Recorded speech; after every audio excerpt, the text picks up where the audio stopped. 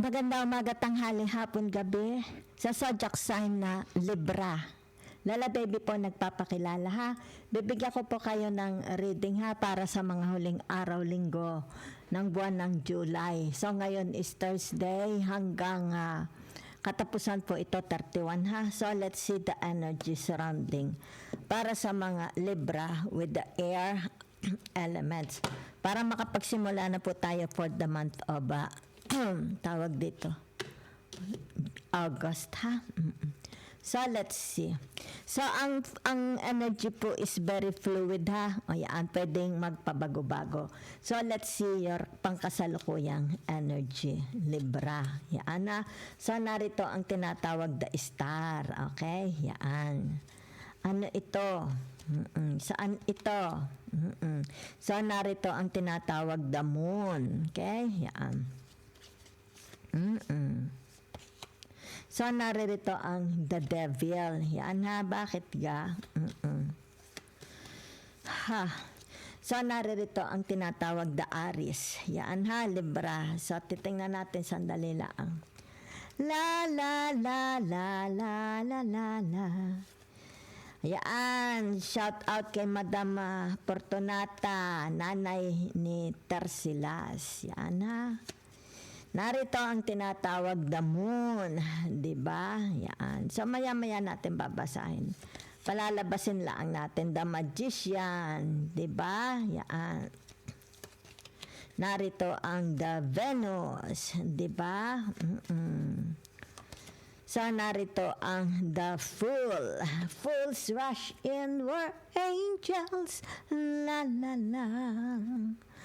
Okay, so ang nakikita ko dito for you is yung tinatawag na sandali lang ha. Paglilinis ng inyong tinatawag na katawan, 'di ba? Yan. So, ito yung tinatawag na kailangan gawin mo, 'di ba? Yan, maaring lilinisin mo ang bahay mo, lilinisin mo ang health mo, lilinisin mo ang iyong relationship, 'di ba? Yan. Ano ga ito? Kayo ga is tinatawag na sandali lang ha. It's like madilim ito.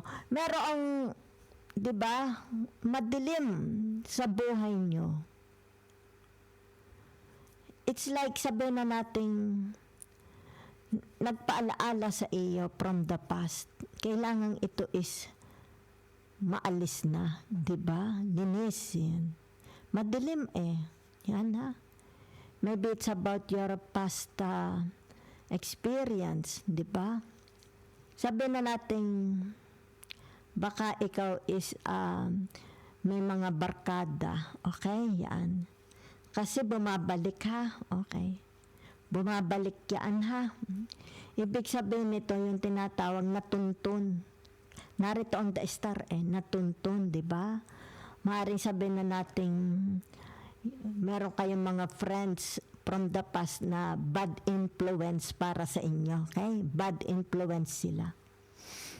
Okay, so ibig sabihin nito yung tinatawag na it's like aalisin mo na sila, di ba? Yan. Tinatawag na may buburahin kayo from the past, di ba? Yan. Maaring ito'y sabihin na nating nakadumi. Okay? Nagdala ito ng dumi sa iyong pangalan, sa iyong pagkatao, sa iyong pamilya, di ba? So, meron ditong tinatawag na sikreto, diba? Yan. So, ibig sabihin ng sikreto na ito is from the past ang nakikita ko. Yan ha. Na kumbaga dito yung tinatawag, pinipilit ninyong maalis sa inyong isipan. It's like, pabalik-balik ito, diba? Pabalik-balik ito. It's like haunting your conscience, okay?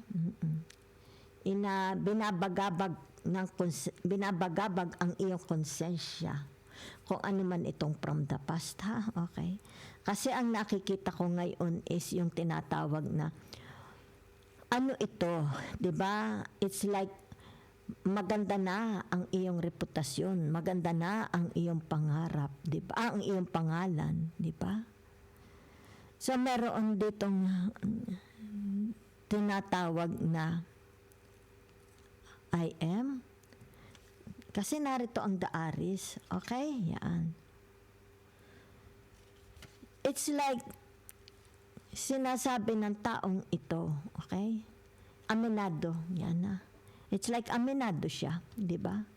Na meron siyang kahinaan from the past, di ba? Kasalanan from the past, di ba? It's like tinatawag, hindi ako perpektong tao, di ba? Yan. Aminado niya. Kumbaga dito yung sinasabi niyang natuto na siya from the past. Yun ang nakikita ko, ha? So kung kaya dito, narito ang tinatawag, it's like itong taong ito is pwedeng energy mo ito, pwedeng energy ng kung sino itong kilala ninyo, di ba? Maybe your person, mga taong may significance sa inyong buhay, di ba? Okay. So narito ang tinatawag na it's more about sandali lang, ha? Narini ang Damon, di ba? Narini ang The Magician. Narini ang The Venus, di ba? So, it's like meron siyang hindi na niya ito kayang itago sa kanyang emosyon, di ba? Kailangan na niya itong sabihin, di ba? At siya ay umaasa, okay? It's like tinatawag dito na alay bahala na, 'di ba? 'Di ba alam mo naman yung bahala na system, 'di ba? Bahala na, 'di ba? Kung anong maging outcome. Basta kanya lang itong ilalabas na, 'di ba? Yan. Maaari tayo may kinalaman sa love romance, 'di ba? Maaari tayo may kinalaman sa gamit, sa pera, 'di ba? A relationship 'di ba? So, nakikita dito yung tinatawag na this person is it's like independent, very very independent, di ba? Kumbaga dito tinatawag na wala na siya sa grupo, di ba? Wala na siya sa impluwensya ng mga taong it's like depending to each other. Maaari naging dependent siya sa tao na ito, di ba? Pero naroon pa rin sila, di ba? Pero nakikita mo dito, yung tinatawag, humiwalay na siya. Okay? Pwede family, a marriage relationship, di ba? Sa career nyo, sa trabaho, sa friends, di ba? So, let's see. La la la la.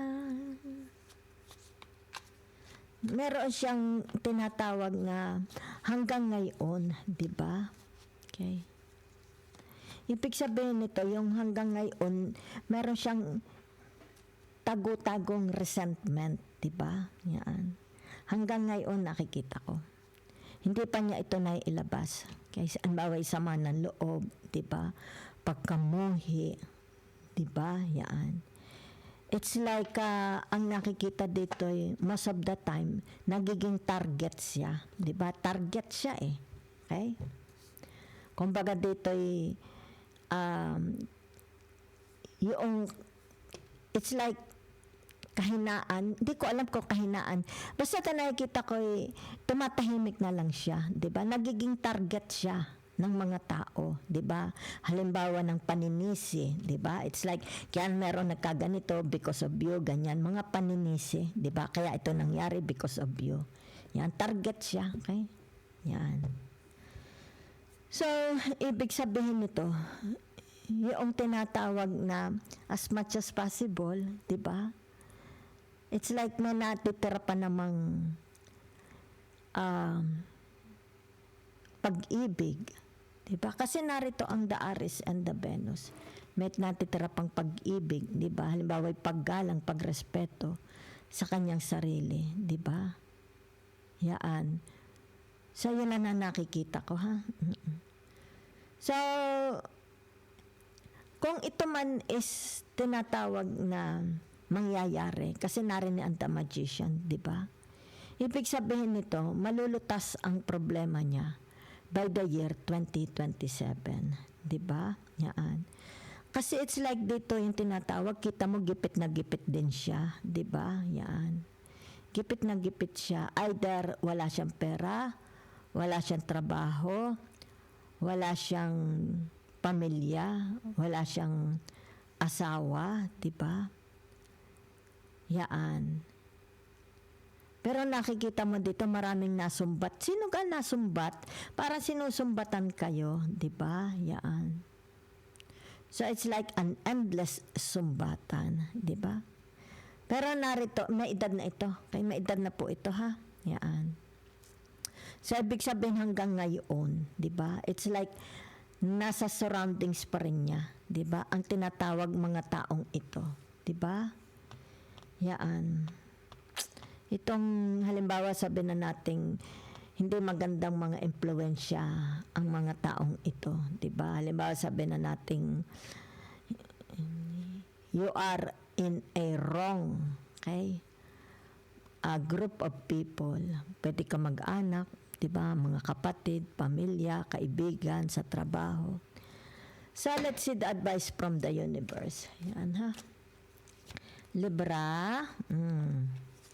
Yan. So, ibig sabihin nito yung tinatawag na the hermit, diba? Yan.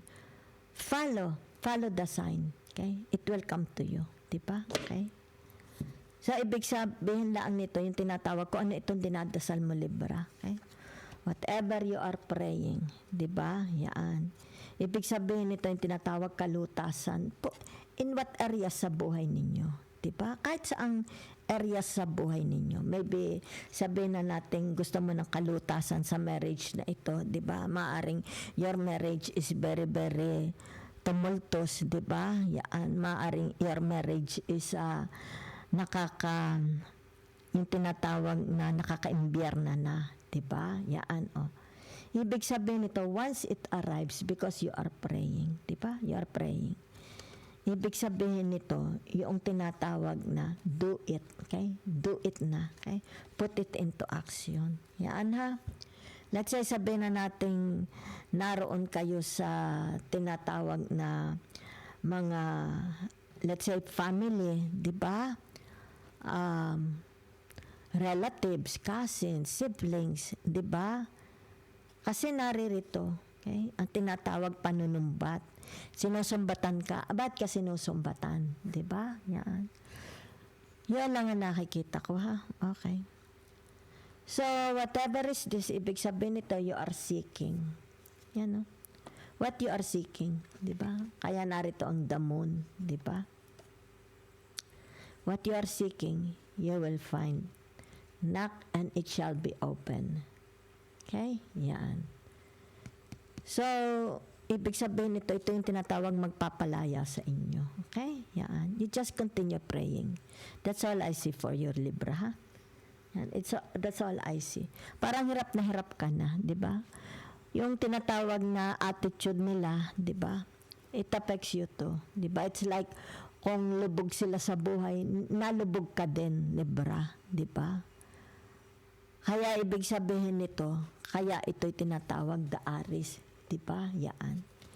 Ibig sabihin nito, yung tinatawag na don't let them. Huwag mo silang hayaang maimpluwensyahan ka, 'di ba? Yan.